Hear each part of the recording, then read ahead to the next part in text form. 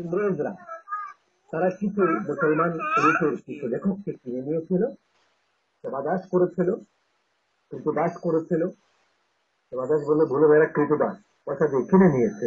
তারা তার কথা বলে এসব কিতাব লিখে তার নাম দিয়ে চালিয়ে দিয়েছে। তাদের একজন ইসমাইল দেহলভি হতে পারে, তাকে হয়তো কিনে নিয়েছে, নিয়ে তার নাম দিয়ে এসব লিখেছে যে উনি বলেছেন আমরা লিখেছি।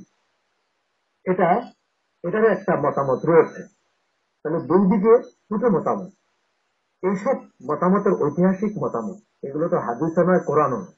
হাদিস কোরআনে সৈয়দ দৌলভীর কথা উল্লেখ নেই, অলি আল্লাহর কথা উল্লেখ আছে। এখন যেহেতু এটা ঐতিহাসিক বিষয়, ইতিহাস যে কত নির্মম হতে পারে তা তো আপনারা জানেনই। বিভিন্ন ভাবে ইতিহাস লেখা হয়েছে। ইংরেজরা ইতিহাস লিখে দিয়েছে হযরত বিবি আসিয়া রাদিয়াল্লাহু তাআলা আনহার আলাইহিস সালাতু ওয়াস সালামের শিওরে, তার কবরের শিওরে পাথরে ইতিহাস লিখে দিয়েছে ইংরেজরা। আসিয়া মুসা নামের এক লোকের প্রেমে পড়েছিল বলে ফেরাউন তাকে হত্যা করেছে। তাহলে এখানে কি বুঝাইলো যে আসিয়া প্রেমিক ছিলেন, প্রেমিকা ছিলেন, মুসা প্রেমিক ছিল। প্রেম শব্দ দিয়ে আসিয়ার ইতিহাসকে কলঙ্ক করে দিল, যেমন মুনাফিকরা কলঙ্ক করেছিল হযরত আয়েশা। তাহলে ইতিহাস কিন্তু এভাবেই সামান্য একটু লড়াই দিলে এদিকে অনেক দূরে অনেক বিশাল অংশ লড়ে যায়। ঠিক তেমনি এখানেও ইংরেজরা চেষ্টা করেছে মুসলমান নামের কিছু কৃতদাস দিয়ে সৈয়দ আহমদ নবীকে কালার করার চেষ্টা করেছে। এই হলো বিষয়টা। এমত অবস্থায় এতদিন পর এসে সৈয়দ আহমদ নবী রহমতুল্লাহ আলাইহির ভক্ত যারা, তার যারা খলিফা আছে এখন, তাদের অ্যাক্টিভিটিসটা আমাদের আগে দেখতে হবে। তারা কি করছে।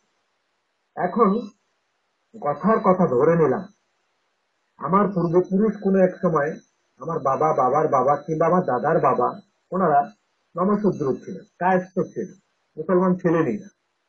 তারপরে তারা ইসলাম গ্রহণ করলেন পরবর্তীতে কেউ, তারপরে তাদের ঘরে মুসলমান হলো, তাদের ঘরে আমি হলাম, আমি নুরুল ইসলাম ফারুকী হলাম। এবার কি আমার পিছনে নামাজ হবে না? আমি কি আলেম হতে পারবো না? আমার কথা শোনা যাবে না? আমার কাজ কি সেটা দেখতে হবে। এখন যদি সৈয়দ আহমদ বেরলভী তেমন কিছু হয়ে থাকে, প্রয়োজন কি? আমরা কি করছি? আমাদের সমাজে এসে তার ভক্তরা কি করছে? তাদের আকীদা আমাদের সাথে কতটুকু সুন্নিয়তের সাথে মিল আছে সেটা আগে দেখতে হবে। দ্বিতীয়ত হলো যে ঐতিহাসিক ভাবে ইংরেজরা কৃতদাসদের দ্বারা তাকে যদি পচানোর চেষ্টা করে থাকে সেটা দুঃখজনক। তাহলে ওইসব ইতিহাস আমরা নিক্ষেপ করি।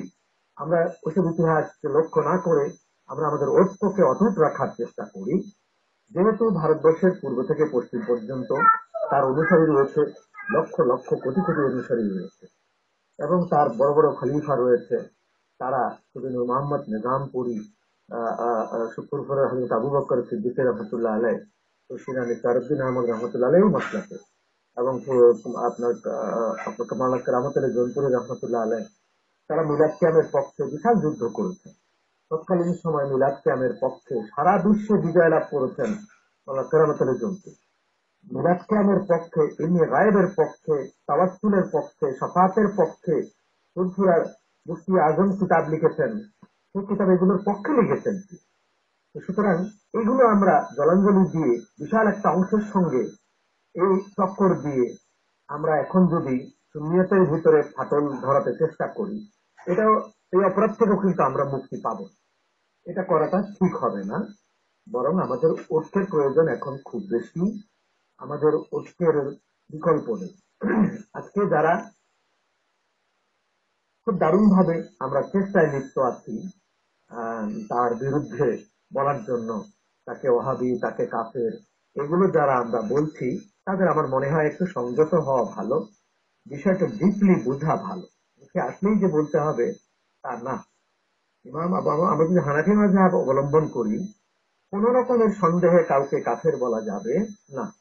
তো সেই ক্ষেত্রে আমরা এটাকে অ্যাভয়েড করলেই ভালো হয়, উত্তর দিকে লক্ষ্য রাখলে ভালো। যে আরেকটি ফোন